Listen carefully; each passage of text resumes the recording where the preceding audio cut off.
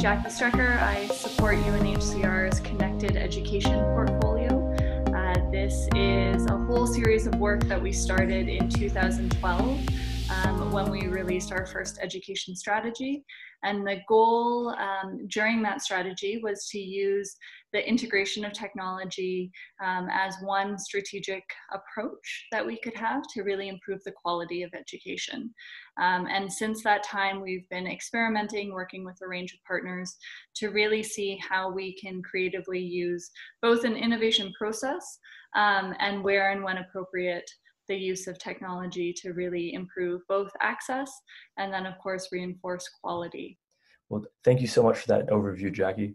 So with a little bit more specificity about where you're working, what is kind of the range of your interventions and projects right now? So countries, regions of implementation that you're focusing on in this work? As you likely know, UNHCR works in many different countries, and the work that we support in connected education is very global.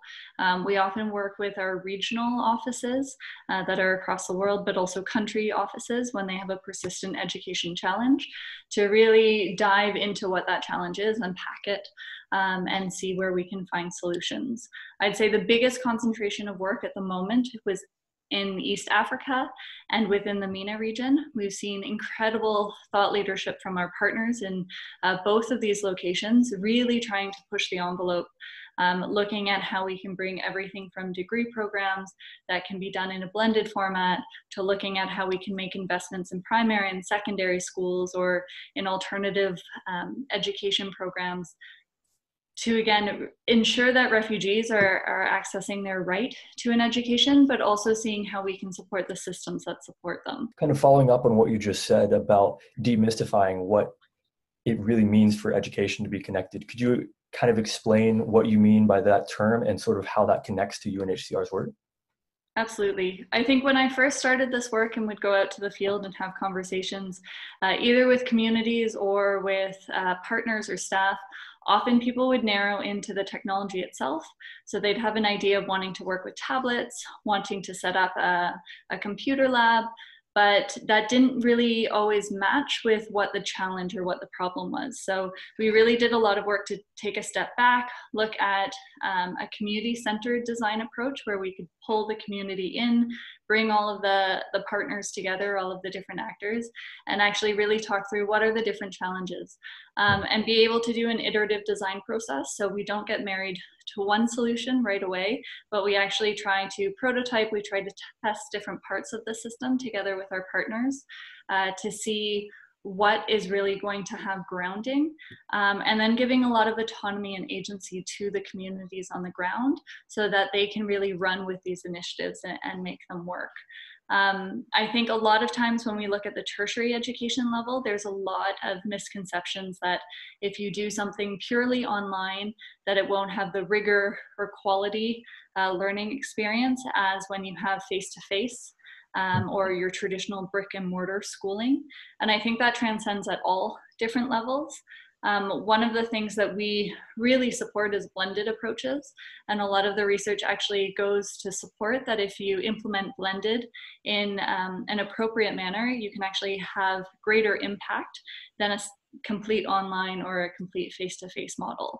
And so that's kind of the nice balance, the place that you want to get to with a lot of these interventions in time is actually being able to look at the science, being able to look at the evidence and the learning, but also to engage with the communities and the government to understand, because often it's from a fear of losing the education quality, why people might not want to engage, or again, putting too much faith into a digital tool or type of technology that it's going to be the solution. I have a question about misconceptions and misunderstandings. So you mentioned that a lot of the time people are concerned that there's not going to be a high enough quality of education, that if you're doing an online remote system or even a hybrid system, that there will be a drop in quality. Is that the main sort of misconception that you think it's important to overcome in your line of work? Or are there other things as well that tend to complicate matters and just make it more difficult for you guys to do your jobs at UNHCR? I think there's many assumptions that are made, and I would say the biggest sort of category of assumptions that are made is that refugees fit into an easy box to categorize. And what we find is the populations are so diverse, have incredible agency, also have a whole mix of different challenges and solutions. A lot of people, when they think of refugees, they think of camp contexts, but we know that over 60% of refugees are living in urban contexts. And come from different socioeconomic backgrounds. So when you're looking at connected education programming in terms of level of digital literacy, but also access to resources, it's a huge gamut. We often try to, when we're supporting programs, to design for the extremes, because then we think that you can actually design for all learners and all individuals within those contexts. But I think those are some of the biggest assumptions. You know, even the assumption that everyone has access and has the legal right to have a SIM card in a country. Often that's not true for refugees. So it's really breaking down a lot of these assumptions, looking at the specific populations that you're working with. When it comes to specifically COVID-19 and the disruption that the pandemic has caused, how does that affect, I'm interested to see what you think about how that affects you guys' initiatives when it comes to system strengthening, and how that sort of interfaces with your efforts to engage in system strengthening, and honestly what that means in the context of education for refugees and providing more opportunities. Absolutely.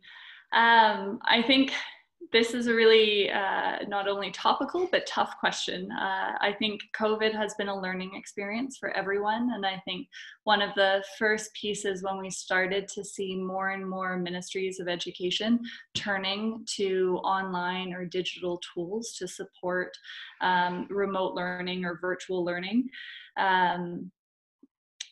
I knew it was going to be a struggle in terms of how you can rapidly scale up some of these initiatives and ensure that you're not leaving people behind.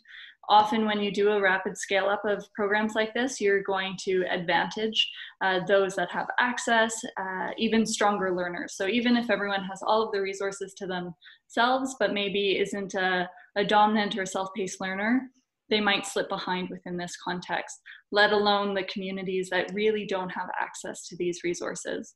And so I think we've done a lot over the past years to actually learn about how you can reach the last mile, how you can take different initiatives and translate them into low resource environments where people can always engage. A lot of UNHCR's programs that we've supported together with partners have been facility-based, so have been based out of a classroom or a community center. So the idea of now making things home-based, self-paced, or leveraging the caregiver as sort of the facilitator of learning was something that was new to us as well. But we had experimented and knew a lot of the challenges that you face in low resource contexts. And so we've been trying to really build off of those experiences to share them with different actors, to point to different solutions that we know do work in these types of contexts that can work offline, and also just to be open and creative. I think, you know, this is going to set us all on a new course. I think one of the biggest things that I did in communicating out to lots of people, whether it be through one-on-ones or webinars, was try to get people to manage their expectations a little bit in terms of what to expect from trying to rapidly scale these programs, and how the results that we're seeing now won't necessarily reflect what a meaningful expansion could have looked like. So I think it's not to say that technology isn't a key solution in places that are very low resource, but we need to be more thoughtful, and we need to put in the right infrastructure to start off with and the right wraparound support to make sure that we can benefit everyone. Well, thank you so much. I appreciate all of that information and just sharing your perspective on this. Again, this is Jackie Strecker with UNHCR, and just another big thank you for taking the time out of your day to come and discuss this with us and give us this information.